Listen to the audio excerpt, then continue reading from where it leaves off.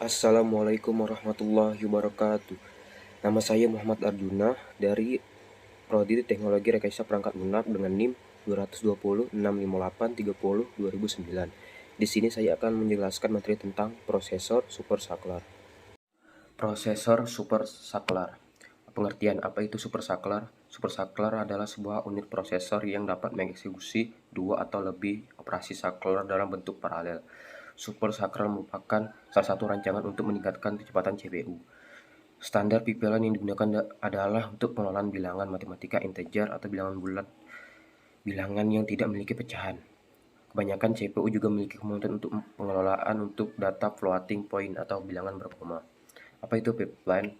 Adalah meningkatkan kinerja komputer dengan cara saling overlap tahapan dari instruksi yang berbeda. Pada pipeline, untuk melakukan proses atau stage overlapping dibutuhkan paling tidak setengah clock. Sedangkan supersaklar mengizinkan proses untuk bekerja secara bersamaan pada saat clock yang sama. Contoh instruksi yang akan menambahkan isi register R1 dan R2 dan menempatkan jumlahnya dalam register R3. Isi dari register R1 dan R2 mula-mula akan ditransfer ke unit aritmetika dan logika. Setelah operasi penambahan dilakukan, hasil penjumlahan tersebut akan ditransfer ke registrasi R3. Prosesor dapat membaca instruksi selanjutnya dari memori, sementara operasi penambahan dilakukan. Kemudian jika instruksi tersebut juga menggunakan ALU, operannya dapat ditransfer ke input ALU pada waktu yang sama dengan hasil instruksi ADD transfer ke register R3. Prosesor supersaklar memproses lebih dari satu instruksi per clock cycle.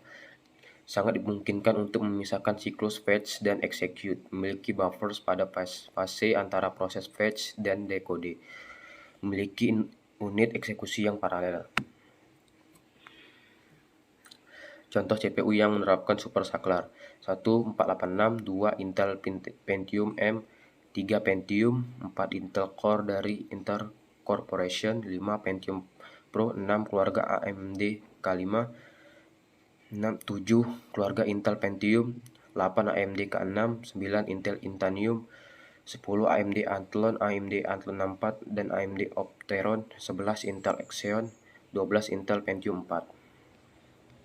Implementasi supersaklar: 1. Proses fetch dari beberapa instruksi secara bersamaan. 2. Logika untuk menentukan ketergantungan sebenarnya yang meliputi nilai register. 3. Mekanisme untuk mengkomunikasikan nilai tersebut. 4. Mekanisme untuk menginisialisasi instruksi paralel. 5. Tersedianya sumber untuk eksekusi paralel dari beberapa instruksi. 6. Mekanisme processing instruksi dengan urutan yang sesuai. Permasalahan pada struktur supersaklar: 1. Ketergantungan data, 2. Ketergantungan prosedural, 3. Ketergantungan sumber unit, 4. Ketergantungan output, 5. Dan anti ketergantungan. Dari kelima ketergantungan tersebut, sampai sekarang belum ada komputer yang mampu mengatasinya secara total. Teknik dalam supersaklar: satu teknik yang dapat dilakukan dengan metode supersaklar ini adalah dalam hal memperkirakan percabangan instruksi atau branch prediction, serta perkiraan eksekusi perintah atau speculative execution. 2. Peristiwa ini sangat menentukan untuk program yang membutuhkan percabangan dari kelompok instruksi yang dijalankan.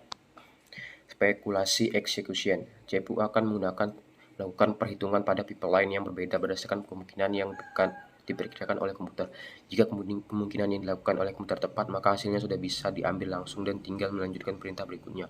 Jika kemungkinan yang diperkirakan oleh komputer tidak tepat, maka akan dilaksanakan kemungkinan lain sesuai dengan logika instruksi tersebut. Demikianlah video yang dapat saya sampaikan. Bila ada kekurangan atau kesalahan mohon dimaafkan. Terima kasih. Wassalamualaikum warahmatullahi wabarakatuh.